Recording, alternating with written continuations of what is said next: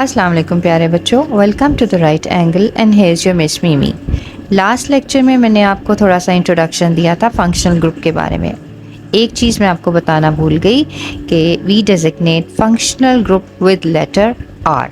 Okay, आप यहाँ पर आर लिख सकते हैं। Now there are different types of functional groups. First of all is haloalkanes. Haloalkane is the combination of two words. Halo is derived from halogens. आपके periodic table में एक group हेलोजीन का आता है जिसमें 4 मेंबर्स या 4 एलिमेंट्स है, chlorine, fluorine, bromine and iodine. जब आपके एल्केन्स में से कोई हाइड्रोजन रिमूव कर दिया जाए और उसकी जगह आप में इन चारों में से कोई एक लगा देंगे तो वो हेलोएल्केन बन जाता है।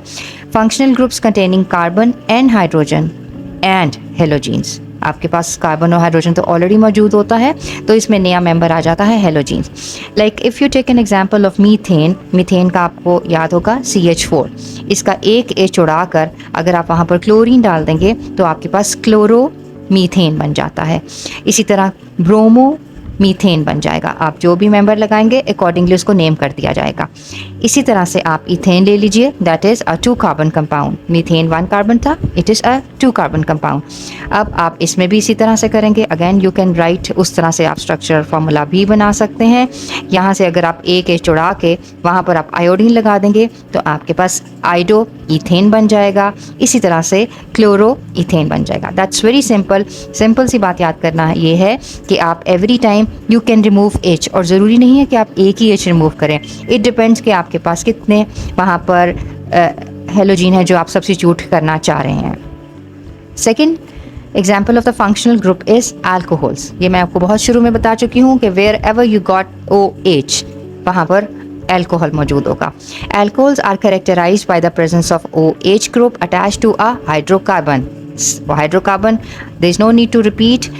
General formula of alcohol is R। R कोई भी एल्काइल ग्रुप होगा, कुछ भी हो सकता है, और उसमें आप जब H रिमूव करेंगे और उसकी जगह आप OH लगाएंगे तो वो अल्कोहल बन जाएगा।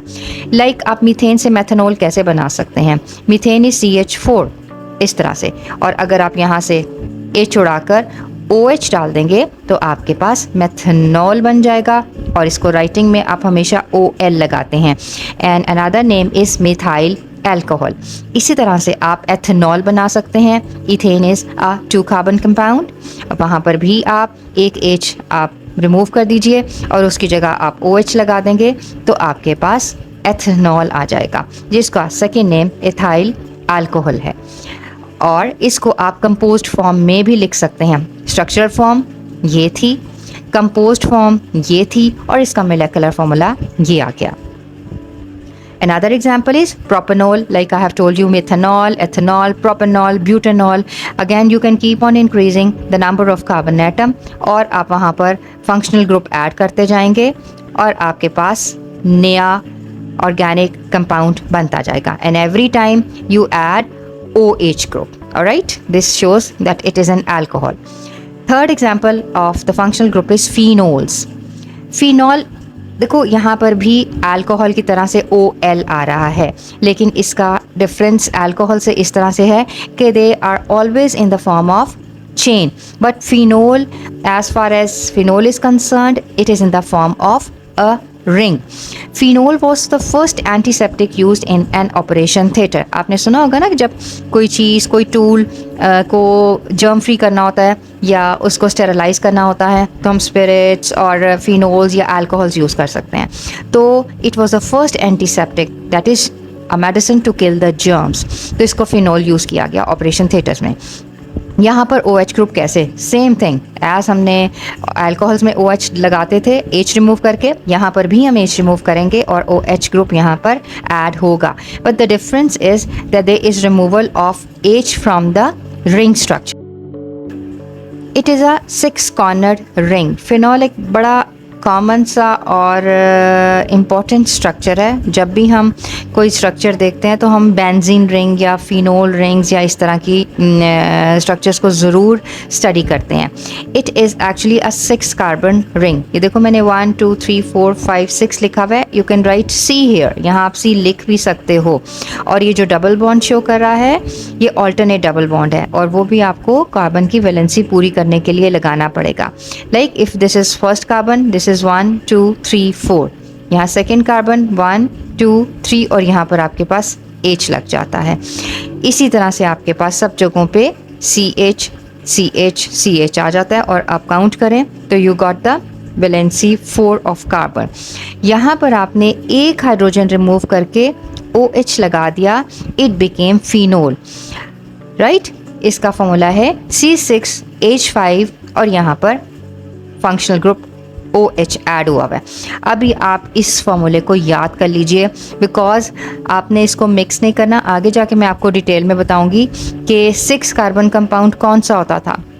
आप याद करें, methane, ethane, propane, butane, pentane, hexane.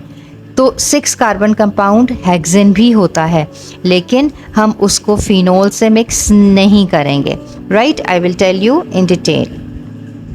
अगला आपके पास फंक्शनल ग्रुप आता है ईथर्स का। Ethers are the organic compounds that have two alkyl groups attached to same oxygen atom. These compounds have COC linkage in their molecules, right? इसका general formula, एक alkyl group towards the left, एक towards the right, जिसको हमने R- से जाहिर किया है, और ये दोनों ग्रुप्स अटैच होते हैं O से, तो आपके पास ईथर बनता है। और ये भी बहुत सिंपल है। लाइक आप बनाना चाहते हैं इथाइल मिथाइल ईथर। सबसे पहले आपने देखा कि ईथर की पहचान ये थी कि उनके सेंटर में O आता है। अब इथाइल मिथाइल ईथर का मतलब है कि एक तरफ आपके पास मिथाइल ग्रुप आया है, that is a 1 carbon compound, और दूसरी तरफ आपके पास इथाइल आया जो कि आपके पास 2 कार्बन कंपाउंड था। तो उनको जब आप ज्वाइन करेंगे तो आपके O with the help of O it will form ethyl methyl ether. उसके बाद आपके पास आ जाता है di ethyl ether. Di means 2, that means on both the sides you got 2 ethyl groups, right. दोनों, पहले तो एक मिथाइल था और एक इथाइल था, अब आपके पास दोनों तरफ इथाइल ग्रुप है, it became di ethyl ether. Then di methyl ether, same thing, that you got 2 methyl group on either side of O. जी बच्चों, it was all about today's lecture. Thank you so much for watching. कोई बात हो, कोई question हो, you can comment in the comment box. Take care. Allah Hafiz.